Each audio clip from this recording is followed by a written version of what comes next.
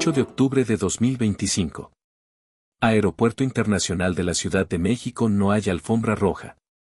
No hay aplausos, no hay música. Solo cámaras, flashes incómodos y un silencio que pesa más que cualquier pregunta. Verónica Castro aparece empujada en una silla de ruedas. A su lado, un tanque de oxígeno, el cuello rígido, el cuerpo frágil. Cuando se da cuenta de que la están grabando, sonríe con una ironía cansada y suelta una frase que intenta disimularlo todo. Todavía respiro. No es una broma, es una confesión mínima. 33 años antes, en 1992, esa misma mujer era recibida en Moscú como una jefa de Estado. Los ricos también lloran se transmitía en más de 70 países. En la antigua Unión Soviética, más de 200 millones de personas ajustaban su rutina diaria para no perderse un capítulo. No era una actriz. Era un fenómeno mundial. Una presencia que cruzaba fronteras, idiomas y sistemas políticos. Hoy, en cambio, la mujer que enseñó a amar, a sufrir y a perdonar desde la televisión latinoamericana vive rodeada de silencio y de miedo. Durante décadas se habló de romances de glamour, de contratos millonarios con Televisa, de portadas perfectas y sonrisas eternas. Se habló de Cristian Castro como el hijo prodigio del apellido, como una dinastía intocable. Pero detrás de esa imagen hubo algo que nunca se quiso mirar. De golpes que no llegaron a los titulares, denuncias que quedaron enterradas en juzgados extranjeros, hospitales, mentiras piadosas y una columna vertebral sostenida por titanio. Una madre que mintió para proteger y un hijo que terminó convirtiéndose en amenaza. Más de 20 años después de un episodio que marcó un punto de no retorno, la verdad sigue fragmentada.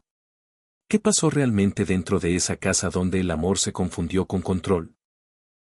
¿Por qué una de las mujeres más poderosas de la televisión mexicana terminó viviendo aislada, medicada y vigilada? ¿Y en qué momento la sangre dejó de ser refugio para convertirse en peligro? En este video verás declaraciones judiciales realizadas en Miami, testimonios de personas que estuvieron ahí cuando todo se rompió, registros médicos que explican por qué un golpe pudo haber sido mortal y las palabras de quienes rompieron el silencio cuando ya no había marcha atrás. Esta es la historia detrás del telón de cómo el rostro más amado de las telenovelas no fue destruido por la fama, sino por aquello que más protegió. La historia de una mujer que conquistó al mundo pero nunca logró sentirse a salvo en su propia casa.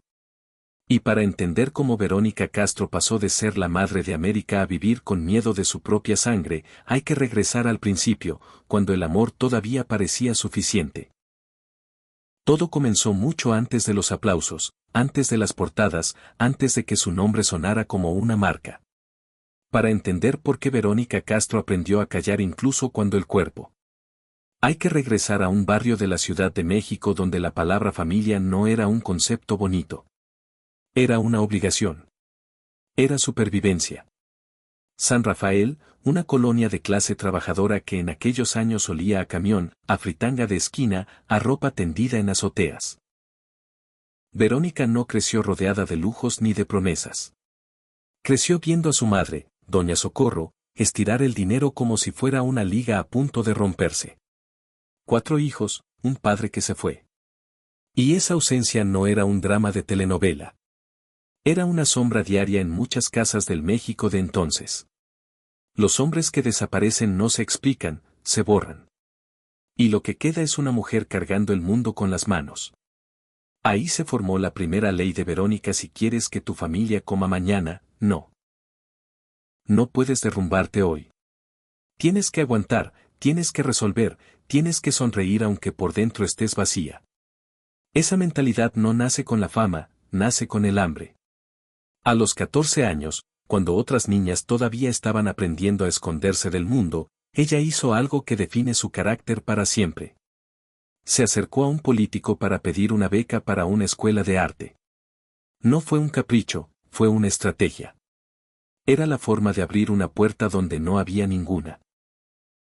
Desde ese momento, la vida dejó de ser un camino y se volvió un turno doble. Fotonovelas, radio, baile, programas, lo que fuera. Trabajo tras trabajo, no para cumplir un sueño, sino para sacar a los suyos del hoyo. Y cuando por fin llegó la televisión, cuando el rostro empezó a repetirse en pantallas y revistas, la paradoja se hizo brutal. Porque el éxito le dio luz a su nombre, pero le quitó oscuridad a su casa. Ella se convirtió en el sostén económico de todos. La que paga, la que resuelve, la que salva. Y eso, aunque suene heroico, también es una condena. Porque la gente se acostumbra a que tú seas fuerte y cuando te cansas cuando te rompes. Nadie entiende por qué. En los años 80, mientras el país la miraba como la reina de un imperio emocional, Verónica vivía a contrarreloj. Los ricos también lloran no solo la volvió famosa, la volvió símbolo, fenómeno internacional. Una mujer que cruzó fronteras sin necesidad de traducción. Pero al mismo tiempo, esa fama la empujó a un tipo de soledad que no se ve en cámara. No estaba sola porque no tuviera gente. Estaba sola porque su vida no tenía pausa. Porque su trabajo ocurría cuando el resto dormía. Porque un show nocturno, una grabación, una gira no te deja espacio para construir algo que te sostenga cuando el mundo se apaga. Y entonces apareció el centro emocional de todo el hijo. Christian. No como personaje público todavía, sino como la promesa íntima que llenaba un hueco antiguo. La ausencia del padre en su propia infancia había dejado una marca. Y sin darse cuenta, Verónica hizo lo que hacen muchas mujeres que crecieron sin red. Puso el corazón entero en un solo lugar. Como si el amor materno pudiera reemplazar todo lo que faltó. Como si esa unión pudiera blindar la historia contra cualquier tragedia. Pero la estructura familiar ya venía torcida por su trabajo. La crianza cotidiana recayó muchas veces en Doña Socorro. Para Christian, la abuela era el cuidado diario. La madre era el poder, la figura pública. La que llega cansada pero con regalos. La que ama pero también impone. Esa división crea un vacío silencioso. Porque un niño puede adorar a su madre y resentirla al mismo tiempo. Puede necesitarla y castigarse por necesitarla. Puede sentir que le pertenece y volverse peligroso cuando cree que la está perdiendo. Verónica, por su parte, empezó a pagar la culpa con protección, con silencios, con concesiones, con una forma de amor que no sabe poner límites porque teme que el límite se convierta en abandono. Y en esa raíz, en ese origen, se plantó la semilla más oscura de esta historia. No la fama, no el glamour, no los rumores. La semilla fue una idea vieja, aprendida en la pobreza y reforzada en el éxito. Que la familia se defiende a cualquier precio, incluso cuando ese precio eres tú. Hay un momento en la vida de Verónica Castro que casi nadie entiende porque no tiene luces, no tiene cámaras y no tiene música de fondo. No ocurre en un set de Televisa ni en un escenario. Ocurre en un cuarto silencioso con una mujer de 19 años mirando el techo y sintiendo como el mundo se le parte en dos sin hacer ruido. En ese México donde el espectáculo era un club cerrado y los hombres importantes decidían quién entraba y quién se quedaba fuera. Verónica era una joven que ya había aprendido a sobrevivir. Venía de una casa sin padre, de una madre que lo cargó todo, de una adolescencia sin margen para la ternura. Y cuando el destino le puso enfrente a Manuel el Loco Valdés, no se trató solo de atracción. Se trató de algo más profundo y más peligroso. Un hombre famoso, mayor, con una vida hecha, con esposa, con un lugar en la industria. Y una mujer joven que, sin decirlo todavía, buscaba una figura que le faltó desde niña. Lo que empezó como un secreto terminó convirtiéndose en una prueba. Porque el verdadero escándalo no fue el romance.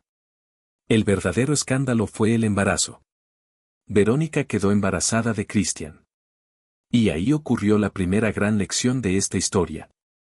Cuando ella necesitó que ese hombre se hiciera responsable, él se hizo humo.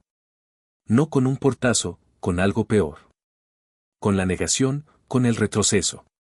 Con esa manera fría de dejarte sola sin decirte que te está dejando. Y Verónica eligió la ruta más dura. No la del grito, no la de la venganza. No la del espectáculo. Eligió el silencio. Decidió ser madre sola en un país donde eso se pagaba caro.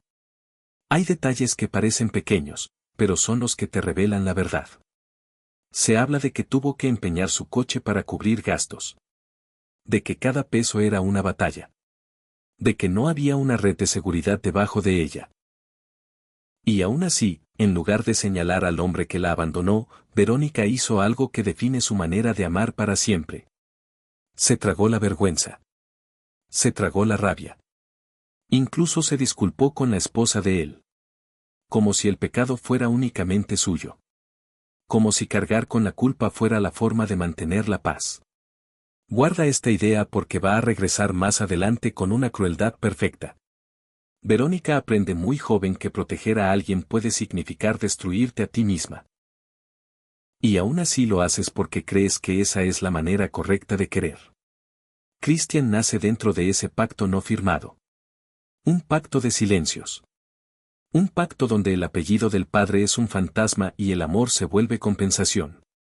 Él crece sin una verdad completa. Según los relatos, no sabe quién es su padre hasta alrededor de los 5 años. Y el encuentro real, frente a frente, llega mucho después, ya de adulto, cuando tenía 31. Imagina eso. 31 años cargando una pregunta dentro del cuerpo. 31 años viendo a tu madre convertida en ícono nacional mientras tú intentas entender de dónde vienes. Ese es el secreto original. No es un chisme romántico. Es una herida de identidad. Y las heridas de identidad no se quedan quietas. Se convierten en carácter. Se convierten en hambre de pertenecer. Se convierten en celos, en resentimiento, en necesidad de control.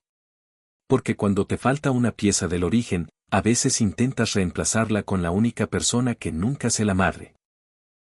Y ahí, sin que nadie lo viera, se sembró la semilla de la tragedia. Verónica no solo fue madre. Fue escudo, fue filtro, fue pared. Fue quien decidió qué se decía y qué se callaba.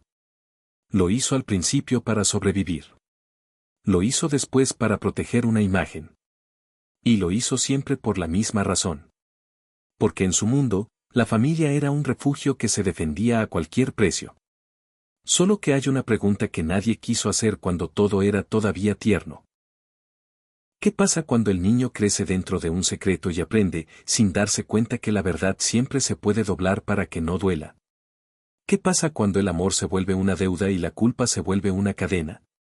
Todavía no hemos llegado a la noche en que todo se rompe. Pero para entender por qué Verónica fue capaz de callar incluso cuando su vida empezó a desmoronarse, primero hay que mirar este origen. Aquí nació el patrón. Aquí se escribió el guión invisible. Aquí comenzó la costumbre de mentir por amor. A Cristian Castro lo presentaron durante años como un milagro de la industria. El hijo de la diva, el niño que cantaba con carisma. El apellido convertido en espectáculo. Pero en la historia íntima de Verónica, Cristian no fue primero un cantante. Fue un vacío que ella intentó llenar con todo lo que tenía. Y cuando una madre hace eso, cuando deposita su necesidad emocional en un solo lugar, el amor se vuelve una fuerza peligrosa. Sí, nadie pone límites. Porque Cristian creció entre dos mundos que nunca terminaron de encajar. En uno estaba Doña Socorro, la abuela que lo cuidaba con presencia diaria, con rutina, con comida caliente, con esa protección que se siente como casa. En el otro estaba Verónica, la madre que amaba, sí, pero que también era distancia, trabajo, horarios imposibles. Una figura más grande que la vida. Y entre esos dos polos, el niño aprendió una lección silenciosa que nadie le explicó con palabras, pero que se le quedó metida en la sangre. La atención se gana, la atención se compra, la atención se exige. Verónica lo reconoció después casi como una herida que todavía arde, que su madre lo consentía demasiado, que lo malcriaba. Y suena simple, como un defecto doméstico, pero en realidad es el inicio de una deformación. Cuando un niño se equivoca y en lugar de un límite recibe un regalo, el mundo se le organiza al revés. Cuando el castigo se sustituye por una motocicleta, por un capricho, por una concesión, el mensaje no es amor, es impunidad. Vestida de cariño, Cristian creció sabiendo que la culpa de Verónica era un recurso. Y Verónica, por su parte, creció creyendo que compensar era una forma de proteger. Ella venía de la pobreza, de la ausencia del padre, de la obligación de sostener a los suyos. Para ella, el amor se medía con sacrificio, con trabajo, con dinero puesto sobre la mesa. Y esa lógica, aplicada a un hijo que ya cargaba la herida de un origen silencioso, se convirtió en gasolina. Hay frases que cuando un hijo las dice deberían encender todas las alarmas. Christian llegó a expresar esa idea de pertenencia. Ese mismo mi mamá es mía. Esa sensación de que estaban unidos como si fueran uno solo. No se dice así en público si no se siente así por dentro. Y cuando se siente así, lo que viene después suele ser celos, control, reclamo, rabia. Porque la madre ya no es una persona, es un territorio. Y un territorio se defiende, se invade, se castiga. Verónica, sin darse cuenta, empezó a vivir dentro de ese círculo. Cada intento de poner distancia se interpretaba como traición. Cada pareja, cada proyecto, cada decisión personal podía convertirse en amenaza. Y entonces aparece la parte más difícil de aceptar. Que el primer escenario de violencia no suele ser el golpe. Es el clima, el grito, la intimidación, la manipulación. La sensación de que tienes que caminar con cuidado dentro de tu propia casa para no provocar una tormenta. Cuando Christian se hace adulto, la historia no se vuelve más tranquila, se vuelve más visible. Su vida sentimental, sus rupturas, su temperamento, todo empieza a aparecer en titulares. Pero lo importante no está en el escándalo, está en el patrón.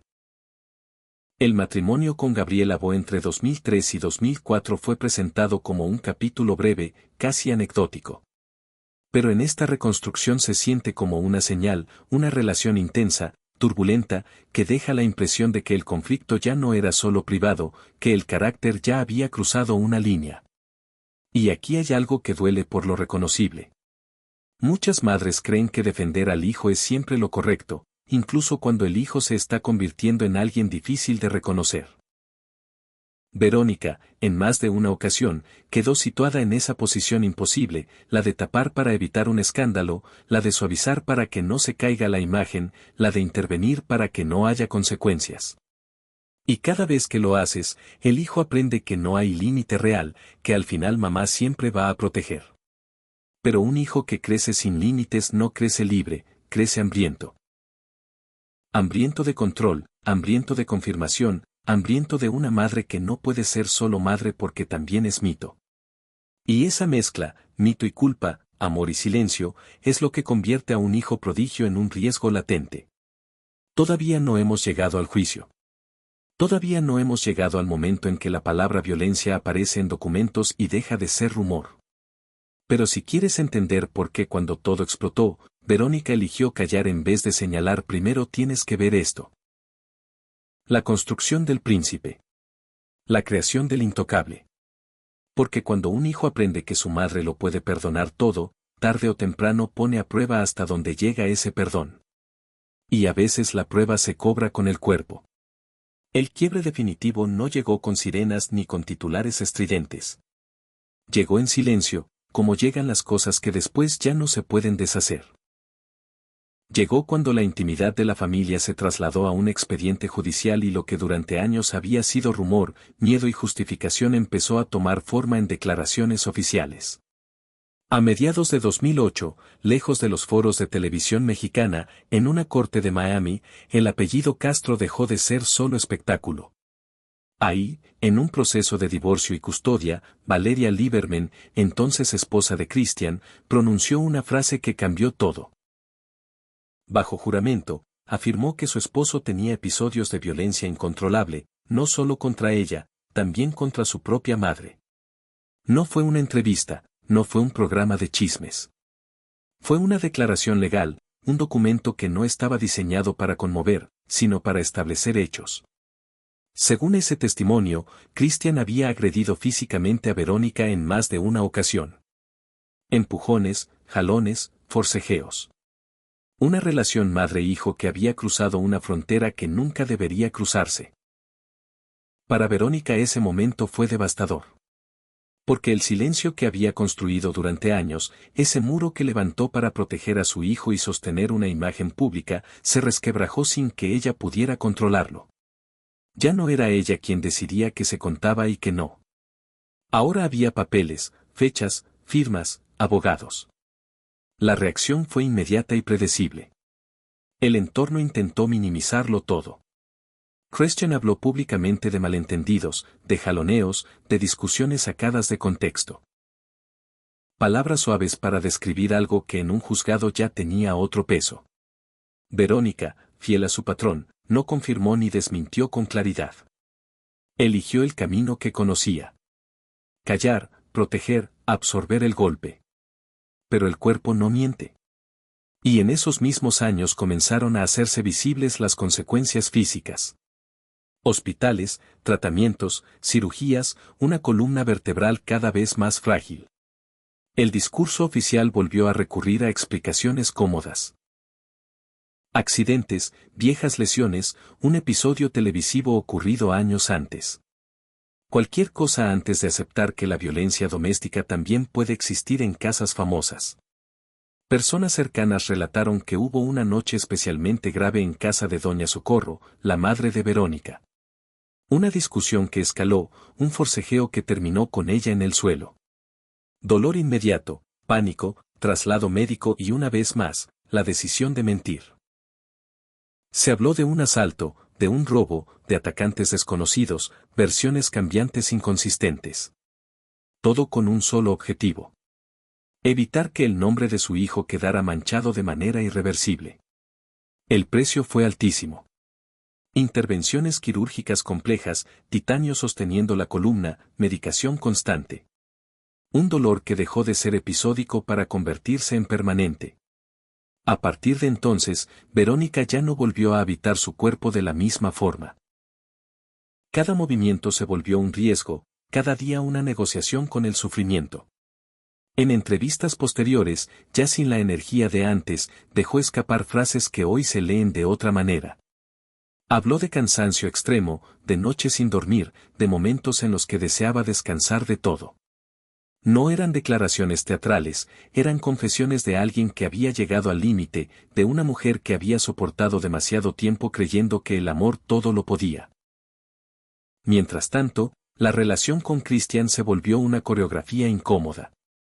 Apariciones públicas controladas, fotos de reconciliación, sonrisas tensas.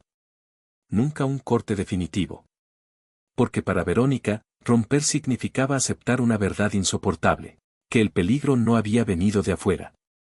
No de la industria, no de los hombres poderosos, sino del vínculo que más había defendido. Este momento marca el punto de no retorno. Cuando la justicia entra en escena, aunque sea de forma lateral. Y el silencio deja de ser una elección para convertirse en una carga. Cuando la madre entiende que proteger también puede destruir. Y cuando el cuerpo, agotado de mentir, empieza a hablar con dolor. Lo que sigue ya no es una caída súbita. Es un desgaste lento. Un encierro progresivo. Una vida reducida a resistir. Porque a partir de aquí, la historia deja de tratar sobre fama o escándalo. Empieza a tratar sobre supervivencia y sobre el precio brutal de amar sin límites. Después de que los tribunales dejaron su rastro en papel y la violencia dejó de ser solo una vida de Verónica Castro entró en una fase que casi nadie quiso mirar de frente. No fue una caída espectacular. Fue un desgaste lento, íntimo, casi invisible. Como si el cuerpo hubiera decidido pagar, día tras día el precio de todos los silencios acumulados. A partir de esos años, su salud empezó a convertirse en un territorio frágil. No solo por la columna dañada, sino por algo más profundo. El dolor crónico se volvió rutina. Analgésicos cada mañana. Tratamientos que apenas ofrecían alivio. Consultas médicas que ya no prometían curación. Solo contención. Verónica aprendió a vivir midiendo cada movimiento, calculando cada paso. Sabiendo que un mal giro podía dejarla inmovilizada durante días. Pero el verdadero deterioro no fue solo físico. Fue emocional. Porque cuando una mujer que ha controlado su imagen durante décadas pierde el control de su propio cuerpo, algo se rompe por dentro. Verónica comenzó a retirarse sin anunciarlo. Canceló proyectos, rechazó ofertas. Desapareció de espacios donde antes reinaba con naturalidad. No por falta de talento, no por olvido del público, sino porque ya no se sentía segura, ni fuerte, ni capaz de sostener el personaje que el mundo esperaba. Las entrevistas que concedió en esos años tenían un tono distinto. Ya no hablaba como la diva intocable. Hablaba como alguien cansado. En más de una ocasión dejó escapar frases que helaron a quienes las escucharon. Dijo que vivía con dolor permanente, que había días en los que no encontraba sentido a seguir así, que el sufrimiento era tan constante que a veces deseaba simplemente descansar. No morir como espectáculo, descansar como alguien que ya no puede más. Mientras tanto, el vínculo con su hijo siguió existiendo en una zona ambigua. Nunca hubo una ruptura clara, nunca un corte definitivo. Aparecían juntos en momentos muy calculados, fotografías controladas, reconciliaciones públicas que buscaban transmitir normalidad. Pero quienes estaban cerca sabían que nada era normal, que el miedo seguía ahí, que la vigilancia no era exageración, sino necesidad. Verónica no vivía sola. Siempre había alguien cerca, siempre había cuidado, como si la tranquilidad dependiera de no provocar. La mujer que había sido símbolo de fortaleza empezó a vivir protegida, como si fuera vulnerable. Y eso tiene un costo psicológico enorme. Porque aceptar protección también es aceptar que ya no puedes defenderte sola, que ya no eres invencible, que el cuerpo te traicionó justo cuando más necesitabas confiar en él. En esos años, Verónica habló también de la culpa.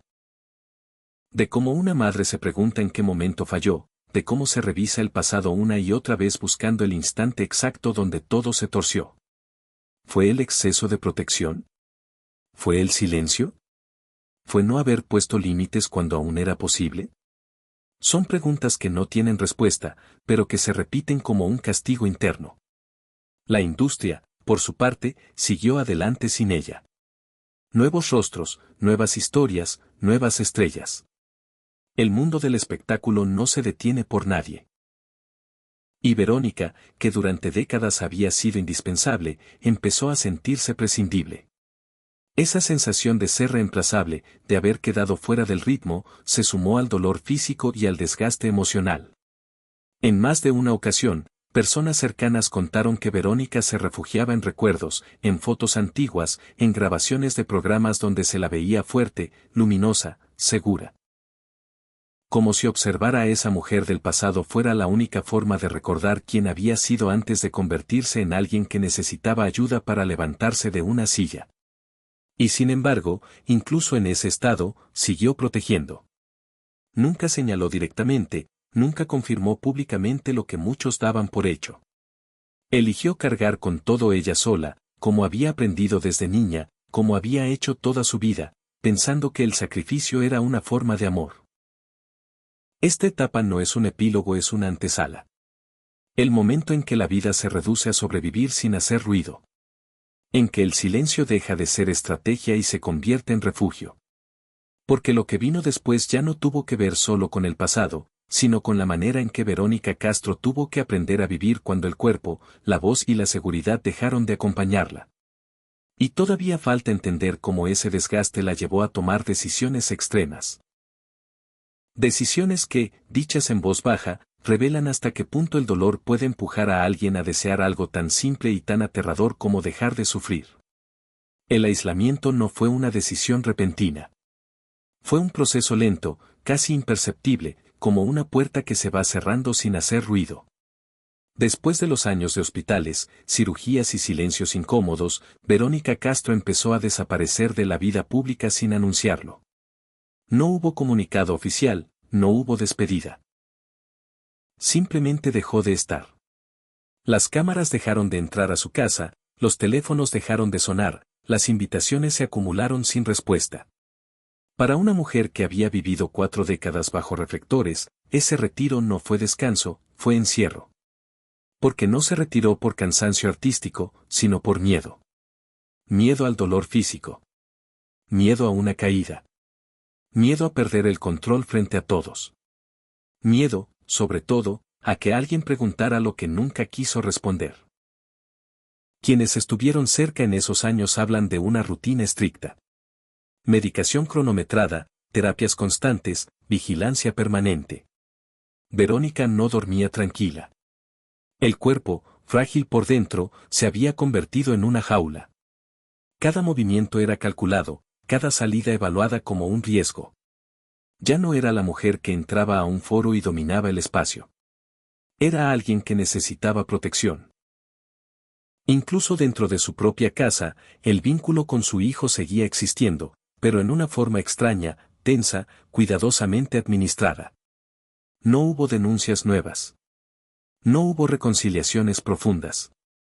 Solo una convivencia medida. Como si todos entendieran que cruzar ciertos límites podía desatar algo imposible de contener. Verónica siguió haciendo lo que había hecho. Sostener, aguantar, callar. En entrevistas esporádicas, cuando todavía aceptaba hablar, dejó escapar frases que hoy suenan a advertencia. Habló de un cansancio que no se quita durmiendo, de un dolor que no se va con medicinas, de días en los que no quería levantarse de la cama. En más de una ocasión dijo, casi como quien no quiere decirlo del todo, que había momentos en los que deseaba no seguir así. No lo dijo como amenaza. Lo dijo como agotamiento absoluto. Para el público, esas palabras pasaron desapercibidas. Se interpretaron como dramatismo, como exageración, como parte del personaje. Pero no lo eran. Eran señales claras de alguien que llevaba demasiado tiempo sobreviviendo. En lugar de vivir, la casa se convirtió en refugio y prisión. Al mismo tiempo, Verónica dejó de confiar en el exterior, en la industria, en la gente, incluso en sí misma. Las amistades se redujeron, el círculo se cerró. Cada vez menos personas tenían acceso a ella. No por soberbia, por necesidad de control. Porque cuando el cuerpo falla y el pasado pesa, el mundo se vuelve un lugar peligroso. Y aún así, nunca se permitió romper la imagen del todo. Nunca señaló, nunca acusó públicamente, nunca dio nombres. Eligió cargar con la historia completa, como si asumirla fuera la única forma de mantenerla bajo control. Para Verónica, hablar no era liberación, era traición. Y una madre, según su propia lógica, no traiciona. Esta etapa marca algo crucial. No es el escándalo. No es la denuncia. Es el silencio final. El momento en el que una mujer entiende que ya no tiene fuerzas para sostener dos vidas, a la pública y la privada. La madre fuerte y la mujer herida.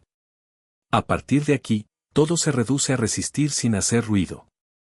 Porque lo que viene después ya no tiene que ver con golpes ni con juicios. Tiene que ver con el cuerpo que ya no responde, con la mente que se cansa y con una pregunta que empieza a rondar de manera peligrosa. ¿Hasta cuándo se puede seguir así? Verónica Castro, la mujer que enseñó a millones a llorar frente a una pantalla, empezó a llorar lejos de todas ellas. Sin cámaras, sin aplausos, sin testigos. Y ese silencio, más que cualquier escándalo, es la parte más dura de su historia. El final de esta historia no tiene aplausos ni justicia tardía. No hay una escena de cierre donde todo se ordena y el dolor encuentra sentido.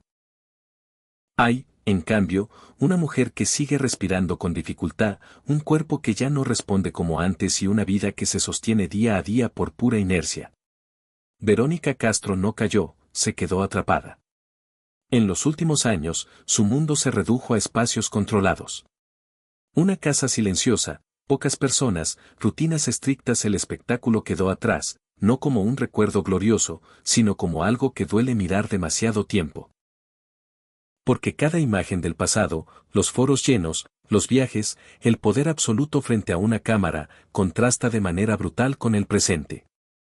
Un presente donde levantarse de la cama ya es un triunfo y donde el cuerpo impone reglas que no admiten negociación. Aún así, Verónica sigue siendo Verónica. No por la fama, sino por la forma en que eligió enfrentar lo que le tocó. Nunca hubo una denuncia frontal, nunca una entrevista explosiva, nunca un ajuste de cuentas público.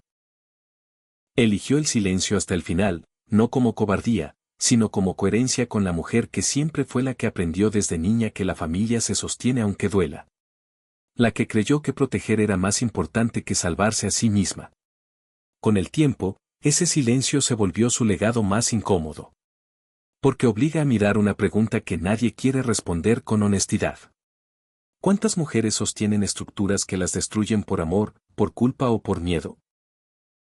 ¿Cuántas madres callan para no romper a los hijos, aun cuando el precio es su propio cuerpo?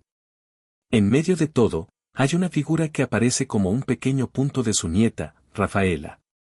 Una niña que no carga con la historia completa, que no heredó la culpa ni el conflicto. Que se acerca a Verónica desde un lugar distinto, sin expectativas, sin reclamos, sin cuentas pendientes. Para ella, Verónica no es la diva, ni la madre que falló o que protegió demasiado. Es simplemente una abuela.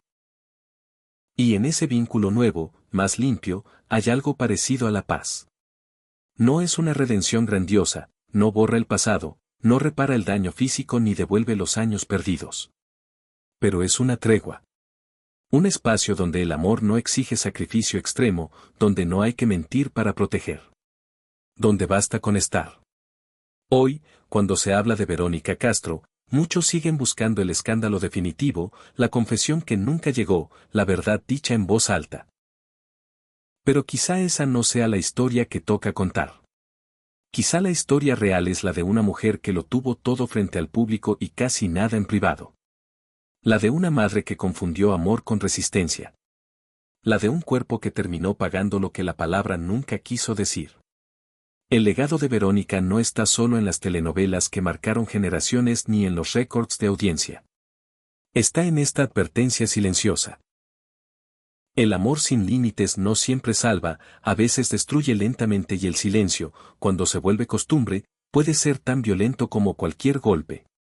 No hay moraleja cómoda, no hay cierre perfecto, solo queda una imagen, la de una mujer que conquistó al mundo, que fue símbolo de fuerza y de éxito, aprendiendo a vivir despacio, lejos de los reflectores, con un cuerpo herido, pero con la dignidad intacta. Tal vez ese sea el único triunfo que le quedó, haber sobrevivido, aunque el precio haya sido demasiado alto. Gracias por quedarte hasta aquí y escuchar esta historia tras el telón. No olvides darle like, activar la campanita y suscribirte. También deja un comentario y comparte esta historia si crees que necesita ser escuchada. Hasta la próxima.